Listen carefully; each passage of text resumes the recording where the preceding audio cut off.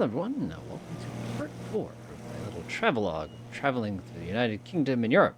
And I just realized how challenging it is to fly a tail dragger from the side. It is a mistake. Today, of course, we're in the DHC2 Beaver. The reason I chose this is it's a real workhorse. It is an industrial thing, and it is loaded with rivets that are very, very obvious and easy to see.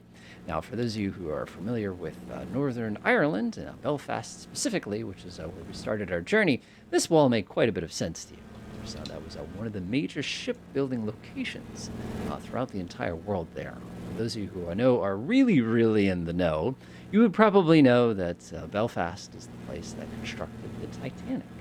And one of the things I got to see, of course, there's one of our many, many, many castles. Like I said, beautiful strategic viewpoint there, which makes it a little bit easier to see, kind of a thing like that. Is those things are everywhere, by the way, and I've commented on that before. All right, since we are flying this big old thing from Canada, which is not, like I said, the reason I picked it, it's got all the rivets, and it's just reliable, and it's tough, just like the good folks of Northern Ireland here. And the most incredible thing here was, we'd spent some time in Ireland proper. We finally got to head up here into Northern Ireland and kind of see the other side of it. For those of you who are not in the know as far as the general history is, Northern Ireland is part of basically the United Kingdom. Regular Ireland is part of the European community. For me, EU is what I always think of, European Union. But whenever we talk to anybody, they always called it the European community, which I thought was cool. Like I said, it's there's little details that you think you got right, and then you realize that's not what the locals do, kind of a thing like that. We know what everybody meant, kind of a thing. But Belfast, of course, a very, very cool city.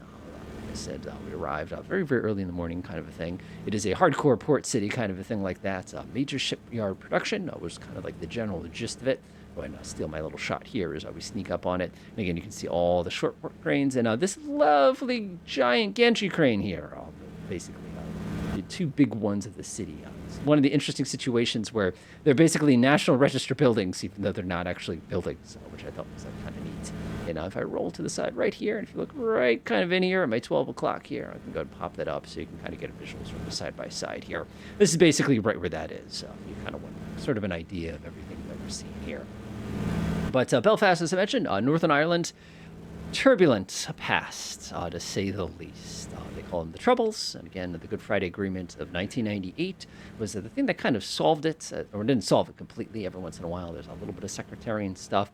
But basically, they found a way to sort of accept the fact that this part of Northern Ireland is going to stick to the UK, and the rest of you are going to be Ireland. However, there are no walls between Northern Ireland and Ireland proper. You don't have to go through customs or security or anything special like that. But one of the incredible things is, and we found this from our tour guide, who was very, very good about kind of giving us the know as far as some of the political side without going too far. By the way, if you look at it at 12 o'clock, get to watch a lot of airplanes take off and land from here, which I thought was pretty cool because it's literally right there. But one of the things is all the major city buildings, like the major like police stations and stuff, they have really hardcore heavy-duty walls around them. And, of course, parts of the city gates. Hey, there's the gantry cranes. Told ya. I'm going to say Samson and Goliath, but I'm probably wrong in that. But they are absolutely massive, and I'll get you some pictures of that. There's also another building that I can see in a second, but we'll get there in a minute. So, like I said, I want to talk about this part.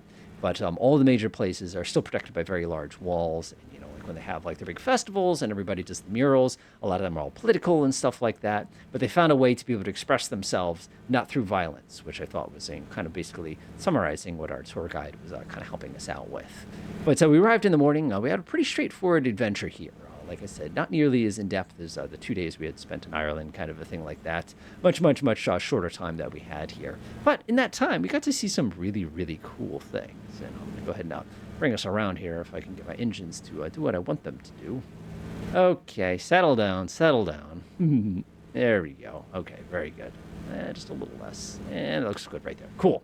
But as I mentioned, major shipyard. Obviously, we built the Titanic and the Olympus down here. And if you look right there at that funky-looking building, that is the Titanic Museum. That was one of the places we got to journey to. And the neat thing here, here we go. There's a picture of it. Look at the size of this thing. It really is that big. Like you could see the two in the background. It's actually pretty wild that they took the time to actually stick that in here. But this is the Titanic Museum. One of the things that one of my YouTube subscribers suggested to go check out. Neat museum. Crowded to death. Crazy crowded. So crowded that to travel 50 feet could take you 20 minutes. It was ridiculous. But again, part of the fun, as they say. But you can actually see the two slipways. The one on the left there being for Titanic, the one on the right for Olympus. And they had a really neat little like shipyard ride and stuff like that you'd get in a little car, and they'd basically show you how they put the different parts of the ship together. Because again, shipyard was such a big deal here. Even though they don't do nearly as much ship production here, they do more like refitting and things along those lines. And they were talking about some of the local political issues as far as dealing with, we're still waiting on the ship. Where's the ship, buddy? We ordered it a long time ago. Why are we still waiting? But we got a chance to go downtown and take a look at some of the buildings there. And it was pretty cool. And of course, my fun story here, and I don't have a picture of it. By the way, we got a lovely picture of the university there, which I thought was really, really cool. And I did not take a picture of it. I took a picture of my finger instead. Yes, in case you're wondering, this is how glorious of a photographer I can be sometimes. Bam! Kind of a thing like that. But we did get to take a picture of this lovely building here where basically the town council would have their meetings and everything like that. And one of the things that cracks me up to death is standing out front, as you notice the Victorian architecture, by the way, is Queen Victoria. And there's a statue of her. And in one hand, she's got a scepter. And in her other hand, I swear she has the holy hand grenade of Antioch from Monty Python in the Quest for the Holy Grail. Now, you're probably going to go look up that statue online right now, Queen Victoria Belfast statue, and go, that does look like the holy hand grenade from Monty Python. And of course, I'm an awful human being for not knowing the official thing of what it actually was supposed to be. But when I saw that, that was the first thing I saw. And of course, I tell my wife, we're both fans of Monty Python. We've seen all of it. I think it's fantastic. Like, some people just don't get it. Like, not everything in Monty Python is funny. Like, they do a good job a lot of the time, but it's just like Saturday Night Live. Not all of it's going to be funny. Like, they try. They got to laugh, but did it get the right laugh? I think that's the official kind of comment there. But, basically the whole thing that, I just thought that was hilarious, but nobody else thought it was funny. And of course, like I said, I don't know what the official, piece of state she was holding, kind of a thing like that. But again, ignorant American, I'm allowed to be, I don't know who this guy is. That's not my usual passenger. Nice hat. That wouldn't be the local hat, by the way. But anyway, Belfast, like I said, very, very cool. But the cool thing, of course, with Ireland, or Northern Ireland here, let's not get that wrong. I don't want to be that guy. Is there's some amazing natural constructions here. Yeah, you kind of leave the city. And, of course, I'm going to skip the trip, so to speak, so you don't have to sit here. Let me go ahead and swing around a little bit more this way. There you go. Big mountain. So where I come from, that's not a big mountain, but big enough. And I want to get to Scotland. Ooh, those things are pretty big. But let's go for some fast forwarding real quick. 3 hours later. No, it wasn't that bad.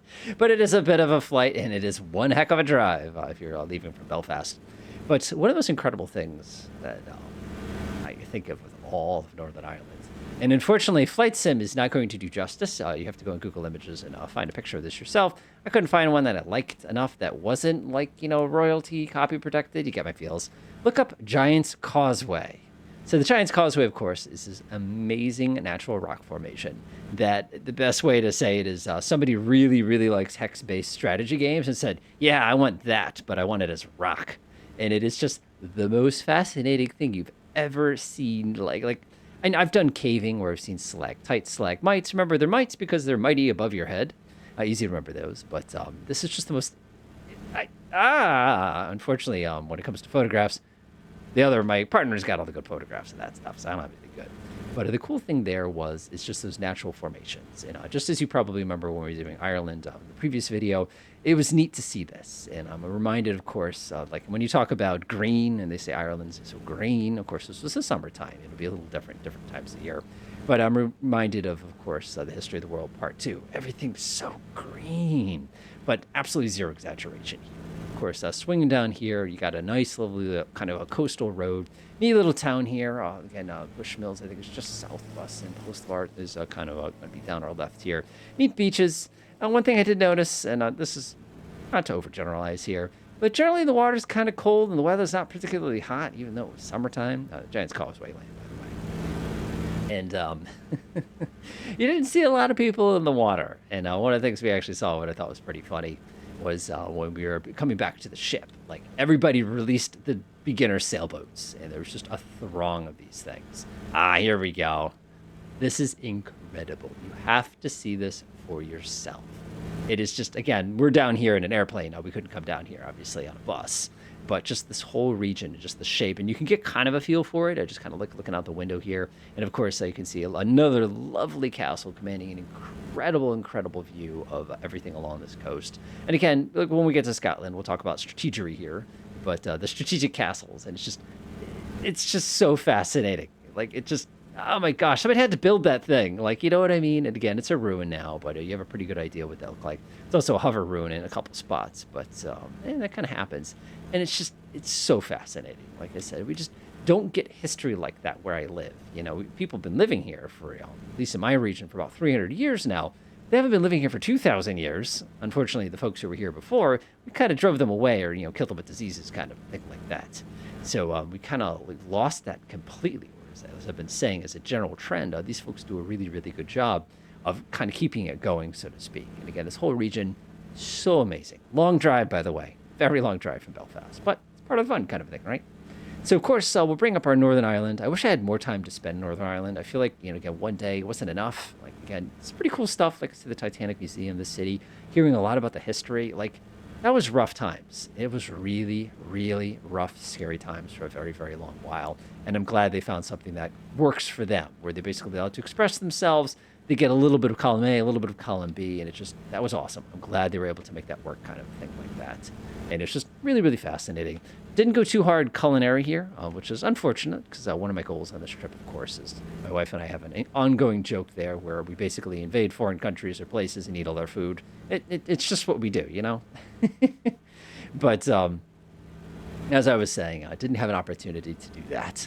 So we're going to come swing around here. I'll get ourselves set up here. We're going to Castle Rock, which I think is incredibly the appropriate name for it. Airport's here. We're in a nice tail dragger again. Like I said, I picked the Beaver because obvious rivets, based on the shipbuilding. Like I said, there's not nearly as much shipbuilding now. A lot of this region and a lot of discussion, especially when I was in Scotland, was around the concept that so much of this now, it's all tourism based. Basically, they spent so much effort preserving everything, they can now basically benefit from it because people want to come and see what they preserved. And I think that's a neat philosophy. And it's so radically different from, my day to day. And again, that was one of the things I really loved about this trip. Now, of course, so you're sitting here going, was there any other cool thing that, you kind of got the Northern Ireland? Like I said, we weren't there very long, kind of a thing like that. And like I said, terrain was good. You saw from the pictures earlier that the weather was a little bit better, kind of a thing like that. I'll try to see if I have any fun pictures here.